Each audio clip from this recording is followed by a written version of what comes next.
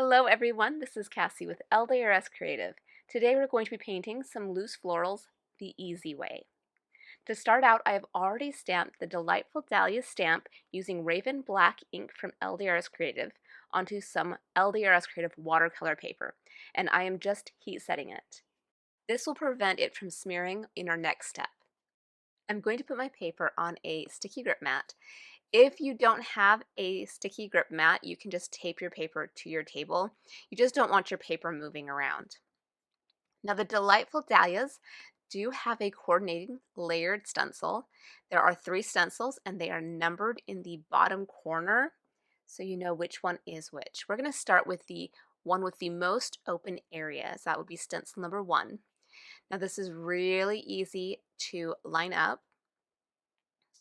Just get those lines as well matched up as you can. It doesn't have to be perfect. This is a really forgiving technique. And then if you have a grip mat, you can just press that stencil onto that mat and it will hold it. If not, tape it down. I'm going to be using some distress inks. I have chosen a light and a dark coral and a light and a dark green for my flowers, but you can choose whatever colors you want to use.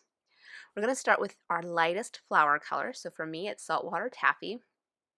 And I am using a blending brush, and I am just going to ink up the stencil just like you would for any layered stencil technique. I'm going in circles. It doesn't have to be perfect. It doesn't have to be 100% smooth or 100% covered. You're just trying to get some color on there. When you're happy with your color, you can go ahead and carefully remove your stencil. We are then going to put that stencil aside and move on to our layer number 2 stencil. So this is going to be the detail layer for the flowers. And it's going to line up really easily as well. You can see, well, you can't see it on the camera, but in person you can see some etched lines that help you line up in areas that aren't cut out. So this is really easy to line up. And again, perfection is not needed for this technique. So go ahead and tape your stencil down or press it down into your mat. And we're going to grab our dark flower color. So I have Abandoned Coral. And I'm just getting some color on. I'm not necessarily trying to get it even coverage. I'm just trying to get some color onto the flower. I am going to go back in and make sure that the centers of the flowers are just a little bit darker. You don't have to do that. That's just something that I like to do as just a little added detail. And when you're happy with your coverage for this layer, we can go ahead and remove our stencil. Now, personally, I think it looks really cool just like this, but we are going to keep going. So we are going to grab the 3rd stencil now. This is the leaves. This also has the etched lines. It's really easy to line up. So I am going to start with my light green. Now there is only 1 stencil for the leaves, so if you want to have color variation, you have to do it yourself. So I'm starting with an all over layer of green in the leaves with my light green color. So this is Shabby Shutters, I believe. And then I went in with some forest moss, and I just did a little tiny bit right up next to the flower to give it a little bit of shadow. Again, doesn't have to be perfect. Now I like to add a little bit of color to my leaves as well. So I'm going to wipe the green off of my stencil. And then I'm going to take my darker flower color, so the Abandoned Coral, and I'm going to add just a little tiny bit to some of the leaves at like the tip of the leaf. This just is something that I like to do for my leaves. You don't have to do that if you don't want to. Now we're going to remove this stencil, and it is absolutely stunning. Of course you can stop here and just use this. It's gorgeous. If you want to make it look like you painted it instead of stenciled it, then we need to take it a step further. And this is specifically why I'm using distress inks. Distress inks are water reactive. So we can now take this panel and spray it with water, and that ink will reactivate and start to run. Now the black ink, the Raven from LDRS Creative, is not water reactive, so it is going to stay put. You don't have to worry about those lines going anywhere. Only the Distress ink is going to reactivate and run. So I'm just kind of keeping an eye on my edges so I don't get any really big puddles right at my edges. And I'm just letting the water move the ink. I'm not forcing it, I'm not doing anything. I'm just letting the water do its thing. While I'm waiting for that to dry, I'm going to smush my ink pad against my glass mat and get a brush wet and pick up some ink and then just splatter it. You don't have to splatter if you don't like splatters. It just gives that little extra painted look to it. So I did the same thing with the green just to get both the colors on there. I'm going to do a quick cleanup of my desk, and then I'm going to just use a heat gun to finish drying the paper. If you want, you can also flick some clean water onto your panel and then dab that off with a paper towel, and that will give you a watermark look. Of course, you can stop here, but I always do a little bit more.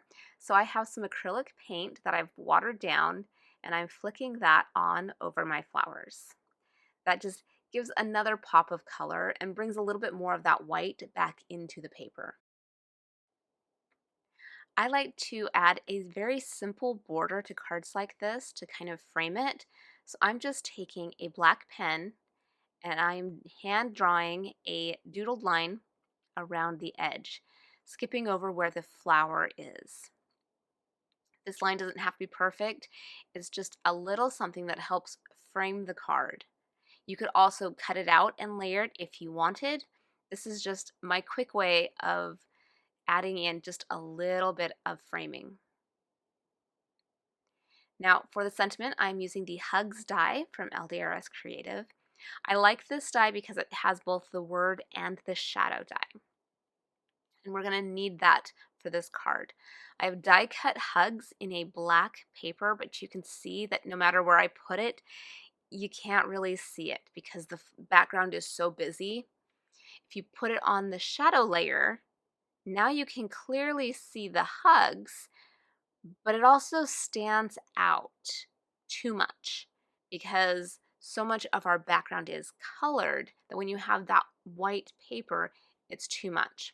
So I'm going to take my blending brushes and without re-inking them, I'm just using the ink that's already on them and I'm going to add a little bit of color. It doesn't matter where you put the color, just kind of get some color on there. Now when you put it over the flowers, it's not as stark. And it kind of blends more while still giving that contrast that we need to be able to see the word hugs. So I'm liking how that's looking, but I think I want to take it a little bit further. I'm going to add just a little bit more ink to it, just to make it a little bit darker. Again, I'm just using the ink that's on the brush. When you use Distress ink, you do need to heat set it if you want to use adhesive on it. The heat setting is going to do something to the resins in the ink and make it so that adhesives will stick to it. To assemble the card, I'm going to get a top folding A2 card base, and that should fit right underneath my watercolored panel. And I will glue that on using a mixture of dry adhesive and wet adhesive. I like to do both with watercolor paper. It seems to help hold it on better than just using one adhesive. So I'm going to go ahead and line that up, press it down. I like to flip my card over sometimes when I'm rubbing it just to make sure I don't smear anything, especially if my hands are dirty.